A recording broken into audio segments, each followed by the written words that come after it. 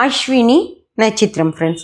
அஸ்வினி நட்சத்திரக்காரர்களுக்கு புனர்பூசத்தில் இருக்கக்கூடிய குரு என்ன செய்ய போறார் அப்படின்னு சொல்லி பார்த்தீங்கன்னா, அவங்களுக்கு இது திருமண காலகட்டம் எப்படி இருக்கும் அப்படின்னா, நல்லா தான் இருக்கும் ஃப்ரெண்ட்ஸ். ஓகே சொல்லிடுவாங்க. திருமணம் இந்த நேரத்தில் இவங்களுக்கு நிறைய வரன்கள் வரும்.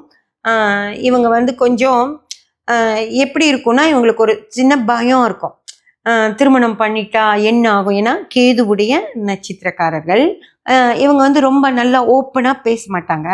கொஞ்சம் மூடி டைப்பாக தான் இருப்பாங்க. அதனால இவங்களுக்கு என்னன்னா, இப்போ ஓகே சொன்னால் இது சரி வருமா, எப்படி இருக்குமோ, திருமண வாழ்க்கைக்குள்ளே நம்ம போயிட்டா நிறைய பிரச்சனைகளை ஃபேஸ் பண்ண வேண்டி இருக்குமா, அந்த மாதிரியெல்லாம் நிறைய யோசனை பண்ணிக்கிட்டு யோசிச்சு பண்ணுறதா வேண்டாமா அந்த மாதிரி யோசிச்சுட்டு இருப்பாங்க ஃப்ரெண்ட்ஸ். ஏன்னா குரு இவங்களுக்கு அந்த ரிலாக்ஸான ஒரு ஸ்தானத்தில் வரல, கொஞ்சம் பிடிவாதமாக ஏதோ எல்லாத்துலேயும் ஒரு பயம் கொடுக்கக்கூடிய இடத்துல வராரு. அதனால இவங்க நிறைய விஷயங்களை யோசனை பண்ணிக்கிட்டே இருப்பாங்களோ தவிர அவ்வளோ சீக்கிரமாக முடிவெடுக்கவே மாட்டாங்க.